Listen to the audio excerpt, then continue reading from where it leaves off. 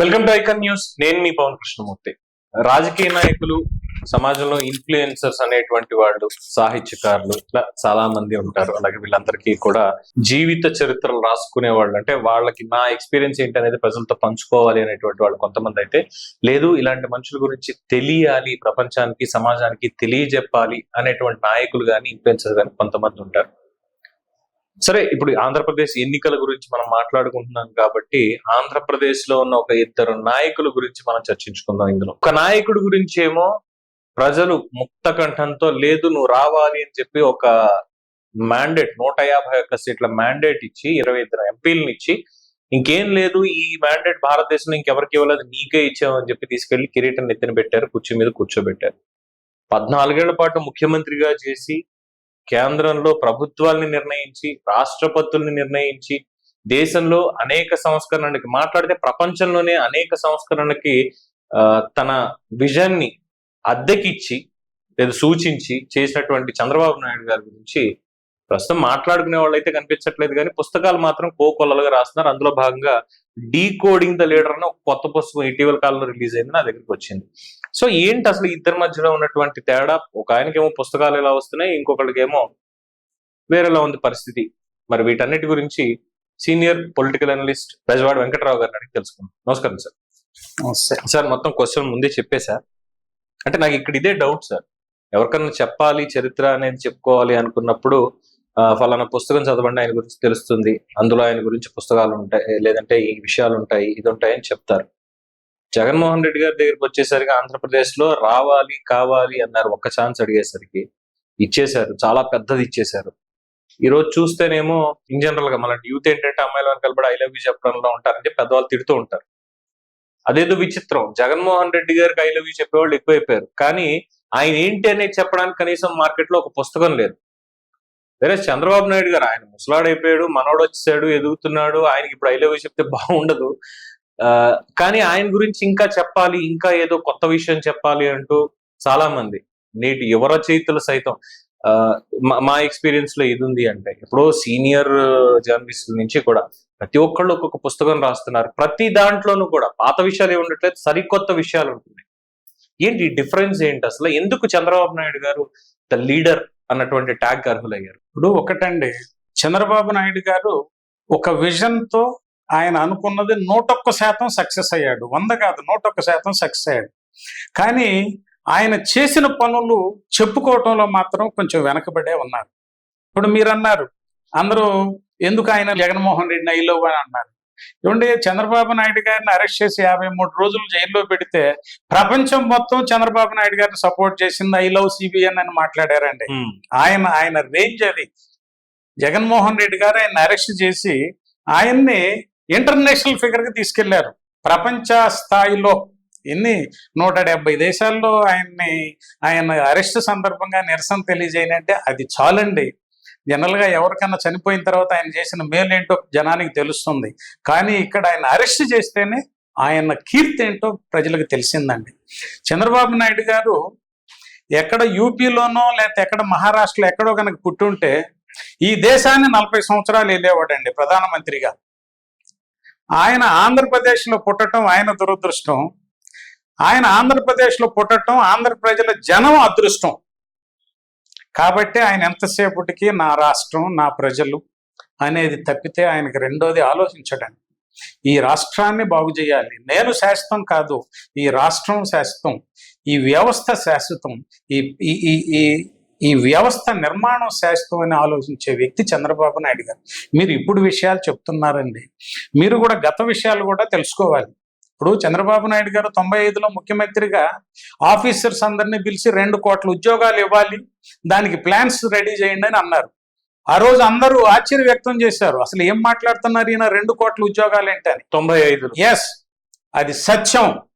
దానికి నేను ప్లాన్ చెప్తాను, దాన్ని మొత్తం వరుసగా ఇంప్లిమెంట్ చేయాలని చెప్పి ప్రతిరోజు సదస్సులు రివ్యూలు పెట్టి ఏ డిపార్ట్మెంట్ ఎలా పెంచాలి, ఎవరికి పర్మిషన్ ఇవ్వాలి, మనం కాలేజీలు ఎలా పెంచాలి, పిల్లలకు చదువు ఎలా, వీళ్ళకి స్కిల్ ఎలా తయారు చేయాలి, ఇంటర్నేషనల్ లెవెల్లో సంస్థలను ఎలా తీసుకురావాలి అని చెప్పి కలలు కన్న వ్యక్తి చంద్రబాబు నాయుడు గారు.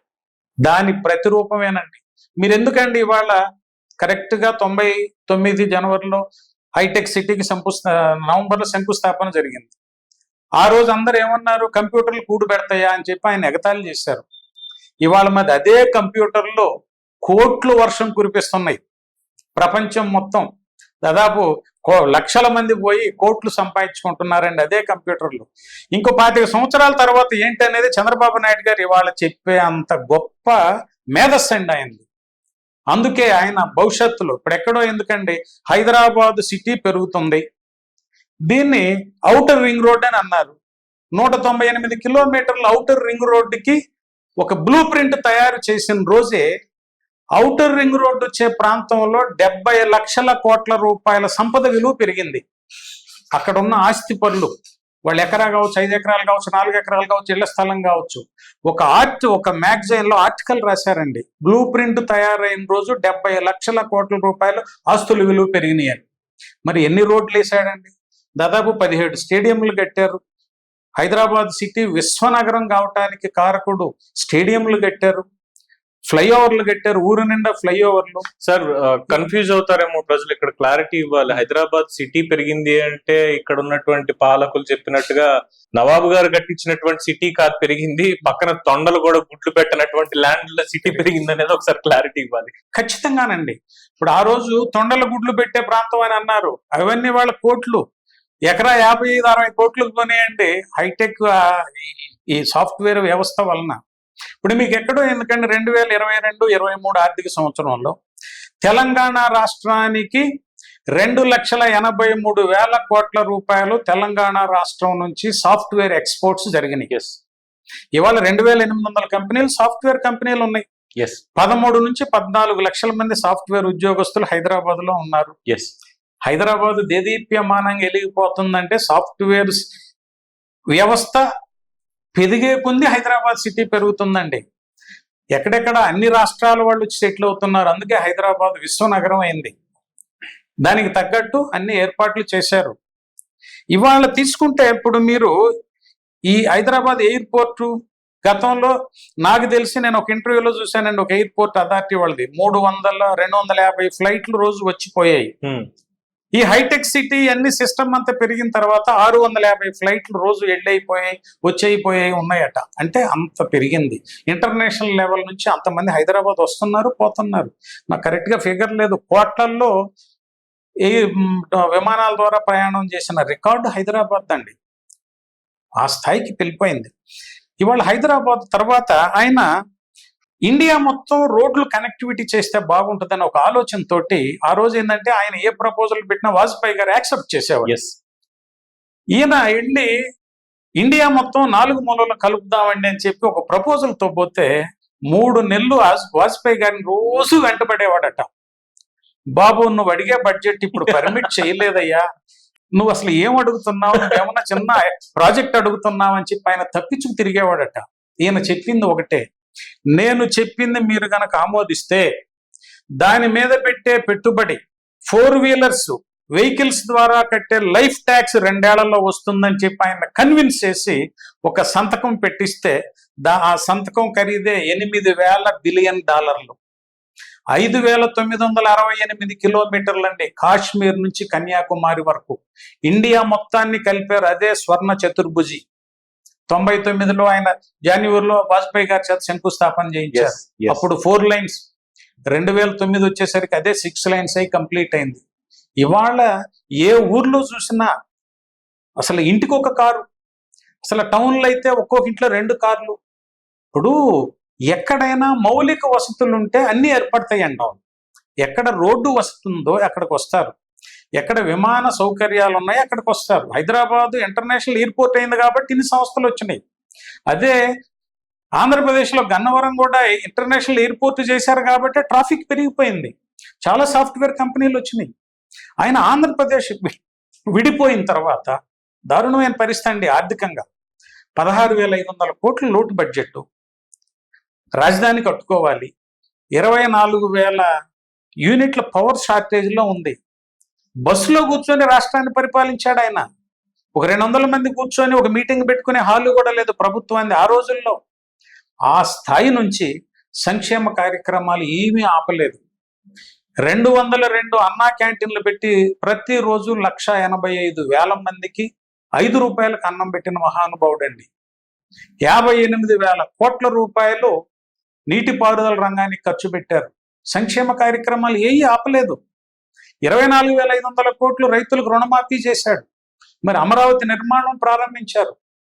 కళల రాజధానిని కట్టాలని చెప్పి దాదాపు 33,881 ఎకరాల రైతులు భూమిని అక్వైర్ చేశారు.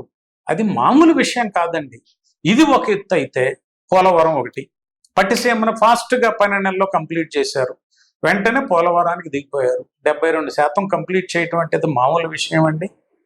అప్పులు జీతాలు ఇవ్వలేని స్థాయి నుంచి రాష్ట్రాన్ని అభివృద్ధి చేసుకుంటూ ఆదాయాన్ని పెంచుకుంటూ, మీకు తెలుసో లేదో వైజాగ్లో 3 బిజినెస్ సమ్మిట్లు పెట్టారండి. అవును. ఆ బిజినెస్ సమ్మిట్ల ద్వారా 15,75,000 కోట్ల రూపాయలు పెట్టుబడులు ఆకర్షించారు. ఆయన దిగిపోయే నాటికి 6,25,000 కోట్ల రూపాయల ప్రాజెక్టులు స్టార్ట్ అయినాయి. అవును. మరి అదండి గొప్ప విషయం. అదే గనక ఈ 5 సంవత్సరాలు ఆయన ఉండుంటే, ఆయన దిగిపోయే నాటికి 2,24,000 కోట్ల రూపాయలు ఆంధ్రప్రదేశ్ బడ్జెట్. ఈ 5 సంవత్సరాలు ఆయన కంటిన్యూ అయి ఉంటే 10 లక్షల కోట్ల రూపాయలు దాటిపోయి ఉండేది ఆంధ్రప్రదేశ్ బడ్జెట్. అంత ఆదాయ వనరులు పెంచేది ఎక్కడో. ఎందుకంటే మీకు కియా మోటార్స్ దాదాపు 6,500-7,000 కోట్ల రూపాయలు ట్యాక్సులు కడతారు సంవత్సరానికి. అవును. మరి దాదాపు 14,000-15,000 మంది ఉద్యోగస్తులు. వాళ్ళు కట్టే ఇన్కమ్ ట్యాక్స్ ఏంటి? వాళ్ళు కట్టుకునే ఇళ్ల మీద ట్యాక్స్ గవర్నమెంట్ కి జిఎస్టీ వస్తుందా? అది ఎన్ని వందల కోట్లు ఉంటుంది. ఇవాళ చిత్తూరు సెజ్ ఉందండి. చిత్తూరు సెజ్లో తయారయ్యే సెల్ ఫోన్లు, ఇండియాలో వాడే సెల్ ఫోన్లో 23% సెల్ ఫోన్లు చిత్తూరు జిల్లా నుంచి తయారవుతున్నాయి. ఇది మామూలు విషయమా చెప్పండి? ఇలాంటి అభివృద్ధి అండి. ఆయన ప్రాజెక్టులు, నీటిపారుదల ప్రాజెక్టుల మీద కాన్సన్ట్రేషన్ పెట్టారు. ఒక రంగం అని కాదండి, అన్ని రంగం. అసలు మహిళల అభివృద్ధికి ఎంత గొప్పగా ఈ డ్వాక్రా సిస్టమ్ తీసుకొచ్చింది ఆయన. అంతకుముందు ప్రతి మహిళ వాళ్ళు రూపాయి పొదుగు చేసుకుంటే ఇంకొక రూపాయి దానికి కలిపి వాళ్ళకి ఫ్రీగా ఇంట్రెస్ట్ లేని లోన్లు ఇచ్చి.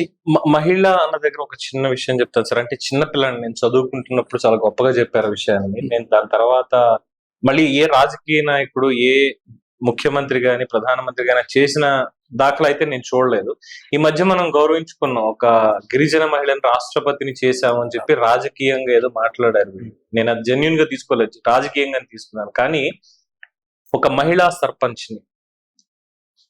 సర్పంచ్ని ప్రపంచానికి పెద్దన్న అనేటువంటి అమెరికన్ అధ్యక్షుడు బిల్ క్లింటన్ పక్కన కూర్చోపెట్టి పవర్ పాయింట్ ప్రజెంటేషన్ ఈయన కంప్యూటర్ లో చూపిస్తూ ఆ పక్కన పేపర్లో చెప్తుంటే ఎక్స్ప్లెయిన్ చేస్తున్నటువంటి ఫోటో ఈ రోజుకి ఐక్యరాజ్య సమితిలో ఒక ఫ్రేమ్ కట్టి పెట్టారు సార్. అవునండి.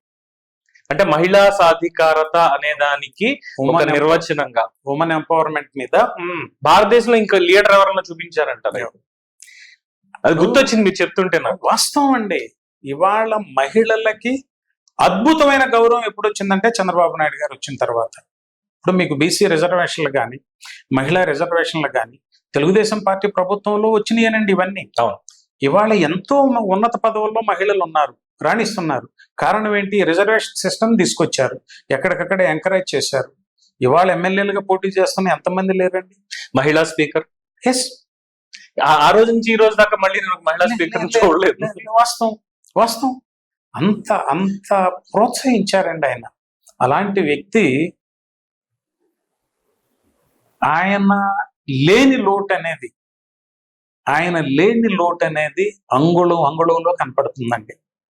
అందుకే నేను మరొక్కసారి చెప్తున్నా, పోలవరాన్ని కంప్లీట్ చేసి ఆంధ్రుల జీవనాడి అనిపించుకోవాలన్నా, రేపు గవర్నమెంట్ మారిందంటే అమరావతిని 2 సంవత్సరాల్లో కంప్లీట్ చేయగలిగిన సత్తా చంద్రబాబు నాయుడు గారికి ఉందండి.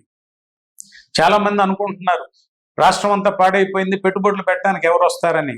24 గంటల్లో చిటికేసి తెప్పించగలిగిన కెపాసిటీ ఉందండి చాలా వరకు. 2 సంవత్సరాల్లో ఆయన అనుకున్నది సాధిస్తాడు.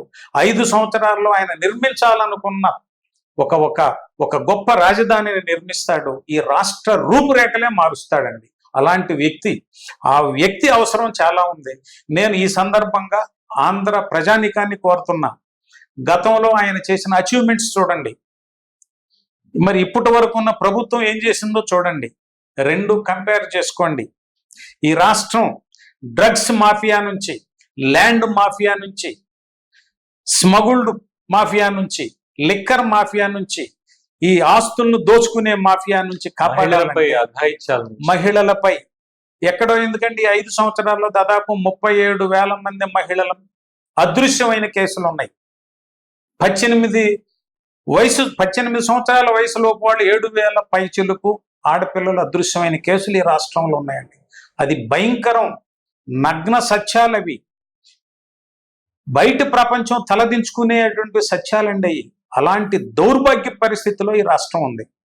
అందుకే మరొకసారి చెప్తున్నా, ఈ రాష్ట్రం అభివృద్ధి కావాలన్నా ఎక్కడ ఎందుకండి, ఏ వ్యాపారస్తులు తృప్తిగా ఉన్నారో చెప్పండి, ఏ రంగం తృప్తిగా ఉన్నారో చెప్పండి. ఇవాళ భవన నిర్మాణ రంగం ఉందండి, 45,000 మంది రకరకాల సెక్టార్లో లేబర్ వర్క్ చేస్తున్నారు. ఇవాళ 37-38 లక్షల మంది రోడ్ల పాలై ఉన్నారు పనులు లేక, ఇసుక లేక. గతంలో 1,200-1,300కి ఒక ట్రక్ ఇసుకొచ్చేది, అదే 4,500 నుంచి 6,500 మధ్యలో కొనాల్సిన పరిస్థితి ఎక్కడికక్కడే ఆగిపోయిందండి. ఎక్కడ ఎందుకండి, టౌన్లోకి వచ్చి కాస్త చిన్న చిన్న పనులు చూసుకొని ఊళ్ళకి వెళ్ళే పేద ప్రజలు 5 రూపాయలకి భోంచేసే అన్నా క్యాంటీన్లే క్లోజ్ అయిపోయినాయండి. అలాంటి పరిస్థితులు. ఈ వ్యవస్థ మొత్తం పునర్నిర్మాణం జరగాలంటే చంద్రబాబు నాయుడు గారు ఒక్కరే చేయగలరండి. అందుకే నేను ఈ సందర్భంగా మనవి చేస్తున్నా, చంద్రబాబు నాయుడు గారి నాయకత్వాన్ని సమర్థించండి. ఒక్కసారి ఆయన్ని ముఖ్యమంత్రిగా ఆ పీఠం మీద కూర్చోబెడితే మన పనులు, మన ఆస్తులు జాగ్రత్తగా ఉంటాయి. ఈ మధ్య వచ్చిందండి భూ హక్కు చట్టం అని ఒకటి వచ్చింది. ఈ భూ హక్కు చట్టం ఎంత ప్రమాదకరమైందో సోషల్ మీడియాలో, పేపర్లో చూస్తుంటే అర్థం అవుతుంటే, కొంతమంది లాయర్లు చెప్తుంటే అర్థం అవుతుంది. అది మన ఆస్తులు మన చేతుల్లో ఉండవండి. ఆ చట్టం కనుక ఇంప్లిమెంట్ అయితే, దాని మీద చిన్న కంప్లైంట్ రైజ్ అయ్యిందంటే నిర్దాక్షిణ్యంగా మన చేతులు దాటి అవతలకి వెళ్ళిపోతుంది. అందుకే మీ ఆస్తులను మీరు కాపాడుకోండి, మీ బిడ్డల భవిష్యత్తును మీరు కాపాడుకోండి, మీ రాష్ట్రాన్ని మీరు కాపాడుకోండి. ఇవన్నీ జరగాలంటే చంద్రబాబు నాయుడు గారిని సమర్థించండి అని చెప్పి నేను ఈ సందర్భంగా మనవి చేస్తున్నా. Right sir, thank you very much sir. So Jaganmohan Reddy గారి గురించి కూడా ఒక 2 మాటలు, అంటే పుస్తకాలు ఎందుకు లేవు ఆయన మీద అనే దానికి కంక్లూడ్ చేస్తే సార్థకత వస్తుంది ఈ టాపిక్ కి. పుస్తకాలు ఉన్నాయి, కాకపోతే ఆంధ్రప్రదేశ్ లో, భారతదేశంలో అవైలబిలిటీ లేవు. విదేశాల్లో ఏదైతే ఈ ఫైనాన్షియల్ క్రైమ్స్ కి సంబంధించిన కోర్సెస్ నేర్పిస్తారో దాంట్లో ఫైనాన్షియల్ ఫ్రాడ్స్ అనే దాంట్లో ప్రత్యేకంగా చాప్టర్లు పెట్టారు. ఒక మాటలో చెప్పాలంటే టైం వేస్ట్ అండి వాళ్ళ గురించి మాట్లాడుకోవటం. రాష్ట్రాన్ని గురించి ఆలోచించండి, పనికిమాలిన నాయకుల్ని గెలిపించకండి, ఈ రాష్ట్రాన్ని బాగు చేసుకోండి. సమర్థుడైన నాయకుడిని ఎన్నుకొని రాష్ట్రాన్ని బాగు చేసుకోండి. That's all. Right sir, thank you very much. చాలా సమయం మా ప్రేక్షకులతోటి ఇంటరాక్ట్ అయ్యారు, మొత్తం విషయాలన్నీ కూడా అనేక విషయాల మీద చర్చించారు. మళ్ళీ మరోసారి ఎన్నికల తర్వాత విశ్లేషించడానికి మళ్ళీ మిమ్మల్ని కలుస్తారని ఆశిస్తున్నాను. సో ఇదండి ప్రముఖ రాజకీయ సామాజిక విశ్లేషకులు బెజవాడ వెంకట్రావు గారితో ఐకాన్ న్యూస్ చిట్ చాట్. దీని మీద మీ అభిప్రాయాన్ని తెలియచేయండి. ఈ ఇన్ఫర్మేషన్ మొత్తాన్ని మీతో పాటు మీ స్నేహితులకి, మీ బంధువులకి, అందరికీ కూడా షేర్ చేయండి. చూస్తూనే ఉండండి ఐకాన్ న్యూస్. నేను మీ పవన్ కృష్ణమూర్తి.